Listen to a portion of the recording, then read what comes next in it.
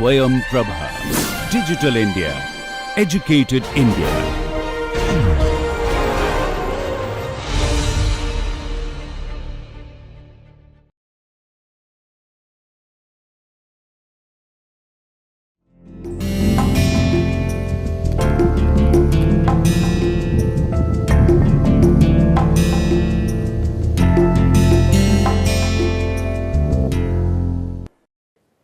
Hello and welcome to this manufacturing process technology part 1 module 42.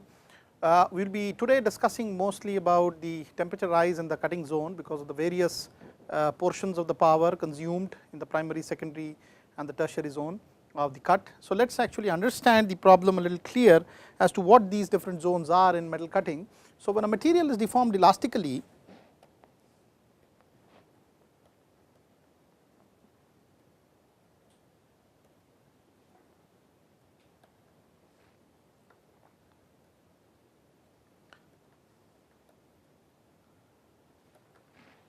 some energy is spent to increase its strain energy, which is returned during the unloading, right. So some energy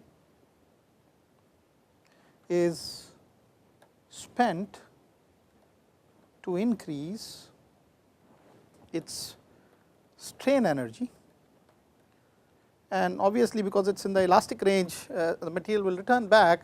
So this is returned during the unloading process, which is returned during the unloading process.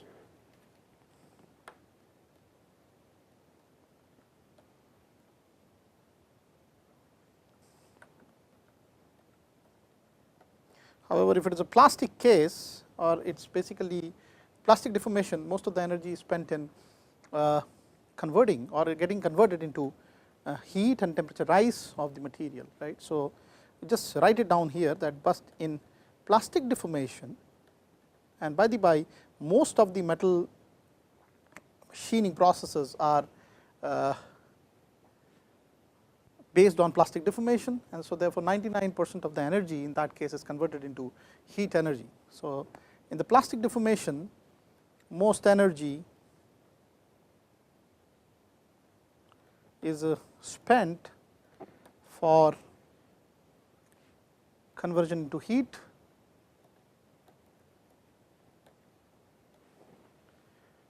in case of machining, because most of it is based on plastic deformation, almost 99% of the energy is converted into heat. So obviously it brings a very strange situation that because of this heat flow into the three components which are actually connected to each other in machining, one is the workpiece, one is the tool and one is the chip, obviously the heat is going to get there would be a heat flow from the cutting zone into all the three components, that is the chip, the workpiece and the tool, and obviously there would be a temperature rise because of that. So if we are using a condition where because of the continuous power consumption of cutting there is an increase in the heat, it may lead to the deformability of the tool or change in the properties of the tool, and it may also simultaneously result in change in the material properties of the workpiece material, because things like let us say shear, yield stress etc. vary a lot based on what is going to be the temperature of the cutting zone. So in any event there is going to be an overall change because of this rise in the energy level and retained energy level in terms of temperature state, which comes on to the chip as well as this workpiece as well as the tool, and it creates a situation where we need to estimate now what is going to be the temperature rise because of all this energy flow or all this power which is consumed in doing the machining operation. So especially for ferrous metals,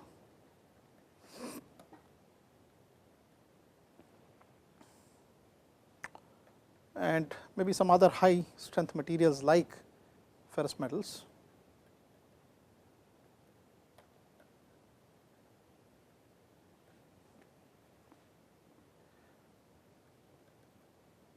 with machining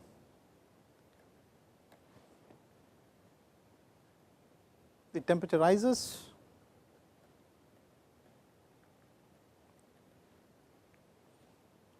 speed of machining and the tool strength also decreases.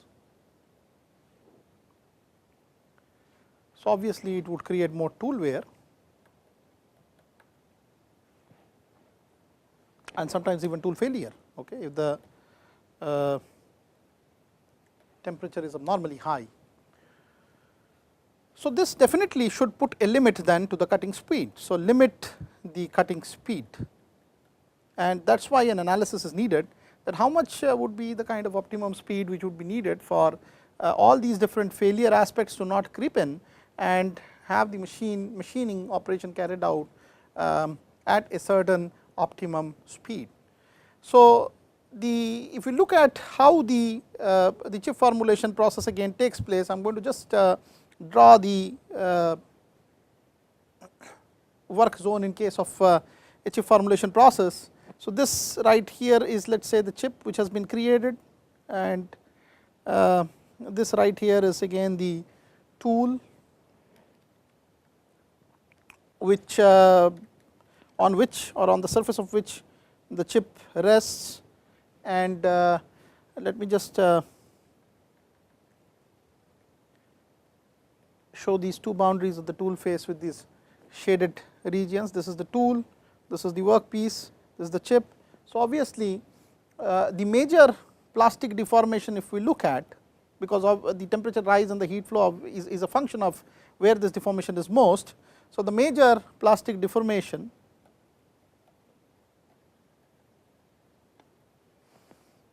occurs in the shear zone.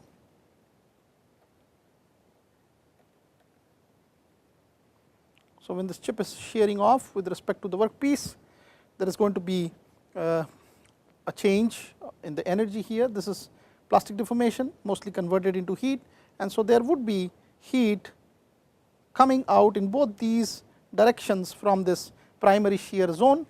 Okay. So, this is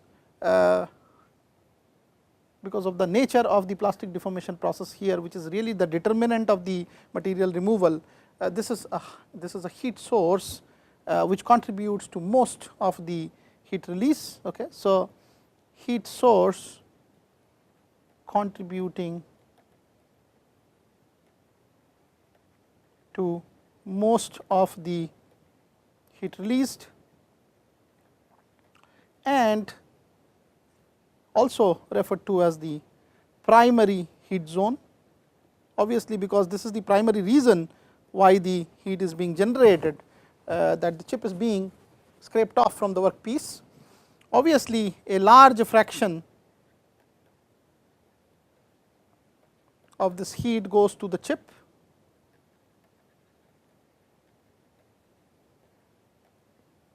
It does also flow into the workpiece, because workpiece is at a lower temperature, and wherever there are two different temperature states, heat flow would take from the higher temperature to the low temperature.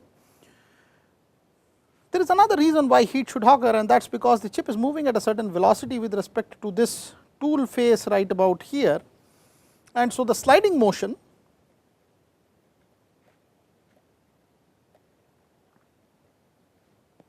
of the chip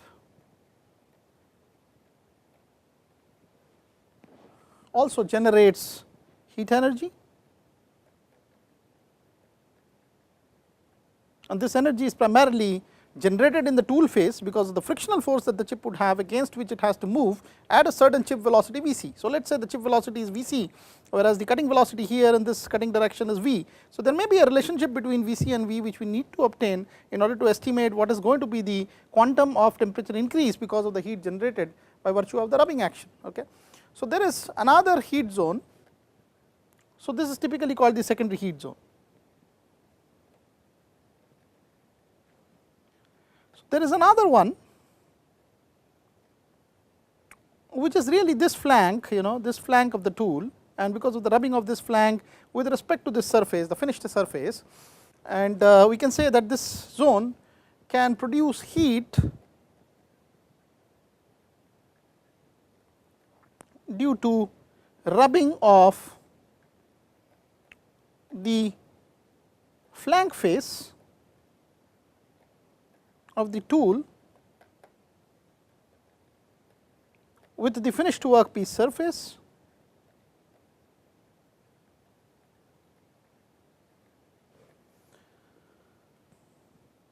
but obviously if you can have a sharper tool, this rubbing action can be avoided, but in any event this is also known as the tertiary heat zone, which hardly contributes any heat, because if we sharpen the tool a little bit, then this problem of rubbing action of the flank with the finished workpiece would be solved and there will not be any heat generated because of that. So having said that, now the question is, how can we estimate the different powers which are consumed in the process. So obviously I think I have mentioned many times earlier during the merchant circle diagram analysis of the forces, that the total power consumption of the cutting process during machining is obtained as cutting velocity, cutting force times of cutting velocity, or the force velocity product, and I would just assume this to be totally converted into heat. So total rate of heat generation is actually this W, the rate of consumption of the power. We assume that 99% of the power is consumed in the cutting process, because obviously the forces are very large and also the force velocity product is pretty large. So if the rate of heat generation, the primary zone and secondary zone are, let us say, Wp and Ws respectively, this is the rate of heat generation in secondary zone, and this is the rate of heat generation in the primary zone. So then W can be recorded as Wp plus Ws. Obviously there is no other source into which or from which the heat would result. We are assuming the tool to be sharp enough so that the flank wear does not contribute to any rise in heat flow or something. So these are the two sources principally from which this total cutting force is supposed to be consumed. One is the frictional aspect that comes as a temperature rise of the tool face as well as the chip surface, and another is the primary aspect of shear, which rises the temperature of the chip as well as the workpiece surface. Okay. So now let us assume, or let us try to find out what is the chip velocity, and this we find out from the principle of continuity. So obviously the amount of material that is being scraped off is the material which is removed as the chip. So we say the principle of volume continuity enables us to find out what is the volume rate of removal of the material, which is VWT1. I think I had mentioned this earlier. V is the cutting velocity in the direction of the cutting force, W is the sort of width of the cutting zone, and T1 is the uncut chip thickness. So this much amount of volume is being removed, and the same volume is converted as the chip velocity. So if I have considered T2 as the cut chip thickness and W as the width of the cutting zone, so the T2 times W times Vc, where Vc is the chip velocity, would give the same rate of volume as the volume which has been scrubbed off from the workpiece surface. So therefore the Vc, or the chip velocity, in this case can be estimated as T1 by T2 V. Obviously the W components, they all go off because the width is same, whether it is cut or uncut side of the deformed chip or the pre-deformed chip, as a part of the material. So T1 by T2 times of V, this we call as a cutting ratio times of V, and secondary heat generation Ws can be recorded as the frictional force F that the chip faces times of the chip velocity, which is also can be represented as the frictional force that the chip faces with respect to the tool face times of the cutting ratio R times of the cutting velocity. So F R V. So that is the secondary rate of heat generation, which can be plugged in to this equation 2 right about here as Ws value. Let us calculate the Wp. So obviously Wp would be W minus Ws. W already has been recorded as FCV minus F times of Rv. So this becomes equal to Fc minus Fr, where R is the cutting ratio, times of the velocity V. So that is what the primary zone would be enabled to provide as the rate of heat generation. So once we have calculated the Wp and Ws, let us see what is the impact in terms of temperature or the surface temperature. And when a material particle moves across the primary deformation zone, the temperature rise that would be there, theta p, would be given really as the amount of fraction that is lost of the primary heating zone into the workpiece. Okay, so 1 minus that is basically the amount of power, primary power, that escapes into the let us say the chip, okay, divided by the mass rate of flow, which is actually again the density of the material times of the cutting velocity times of T1W, which is the rate of volume removal of the material. So this is the mass rate of removal of the material times of the specific heat capacity. Okay, so Q equal to mCt, as you know. So if the total amount of temperature rise of the chip because of the primary power is theta p, then we can assume that to be a fraction of the power that actually moves into the chip per unit rho v T1 Wc, which means it is the mass rate of removal of the material times of the specific heat capacity of the material prior to the deformation. So that is giving you an indication of what is going to be the rise of the temperature because of the primary heat. So here lambda is actually the fraction of primary heat source going into the workpiece,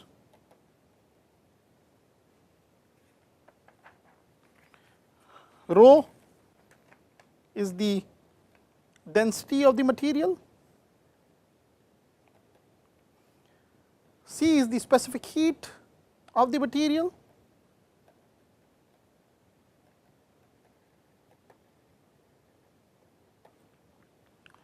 and T1W is basically the uncut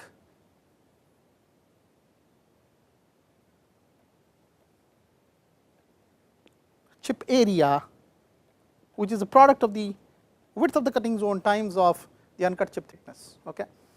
So there have been reports in the literature which has really determined this lambda from dimensional analysis. So lambda is estimated from dimensional analysis, and I am not really going into the details of these analysis, because from a standpoint of estimating of the temperature we can actually assume this formulation, okay, and work out what is going to be the increase of the cutting temperature in the zone of cutting because of the primary heat component. So lambda can be estimated as 0.15 natural log of 27.5 divided by theta tan phi, where this parameter theta is again a non-dimensional parameter which has been recorded as rho v c T1 by k. C is the specific heat capacity of the material,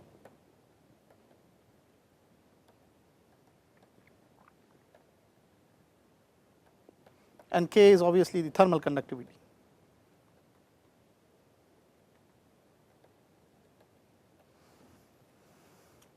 So you have to sort of create this non-dimensional quantities and try to find out what is the relationship between this fractional of heat release as well as this whole quantity here, and it is found that with respect to experiments as well as the final non-dimensional parameters which are related to each other, it comes out that lambda becomes equal to, it's inversely proportional to the ln of theta, this parameter here, non-dimensional parameter here, and also inversely proportional to tan phi again, which is non-dimensional in nature. So now therefore theta p, that is the rise of temperature from the primary zone or primary contribution, can be estimated. We can similarly do the estimation of the theta s, the secondary zone, and the maximum temperature rise as well as the average temperature rise because of the secondary power. And so in this case what we can do is that the maximum temperature rise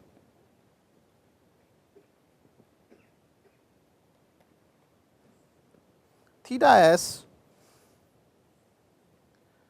again coming out of literature, has been estimated to be 1.13 root of theta T2 by L Ws, the secondary power, which is actually generated by FRV, as I told you earlier, divided by rho CV WT1. Okay. So obviously this is again the mass rate of flow, okay, times the specific heat capacity, so the m dot c component, and obviously the Ws signifies the rate of heat generation. So the rate of heat generation per unit, the rate of mass flow times the specific heat capacity gives you an idea of the theta s.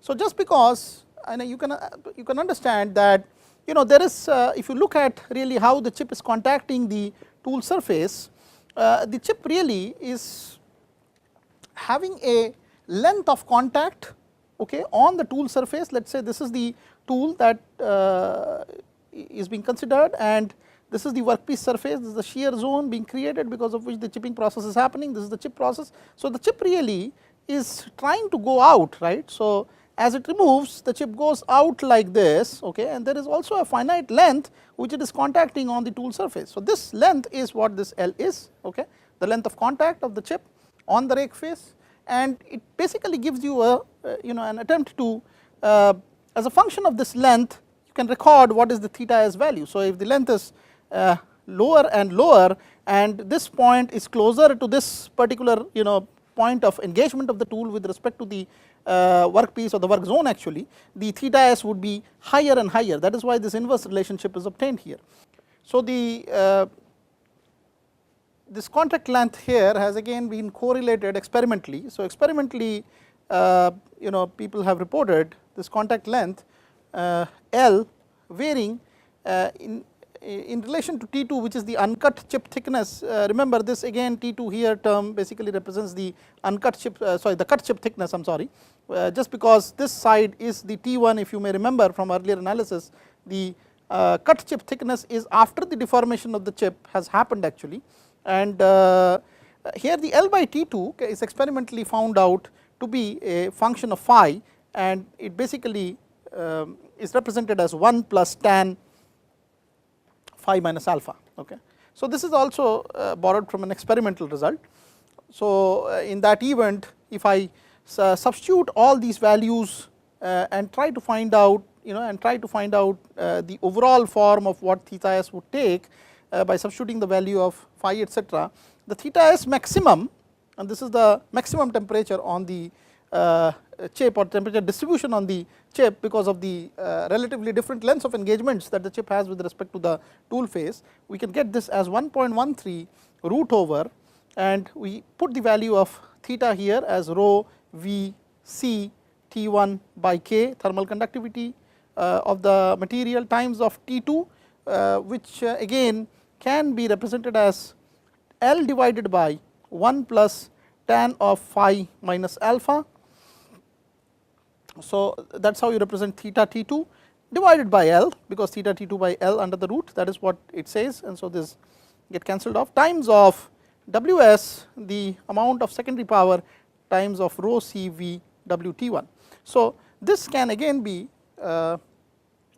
recorded as 1.13 root over 1 divided by rho CV T1 K 1 plus tan of phi minus alpha times of Ws by W, okay, and so that is how you can get the contribution from the secondary zone. Already you have had a contribution of the primary zone by virtue of this value of lambda here as recorded here in this particular statement, 1 minus lambda Wp by rho Vt1 Wc, okay. So an average temperature also can be plotted out as just simply the ratio between the rate of heat generation at the secondary zone per unit the mass rate of removal times specific heat capacity of the material. So this is an average temperature rise, okay. So this is not of much significance, there may be some numerical estimations where this is of some importance, but what is normally important is to correctly estimate what is the overall temperature rise, and the overall temperature rise here in the cutting zone, if I may just look at this particular zone. So there is a heat flow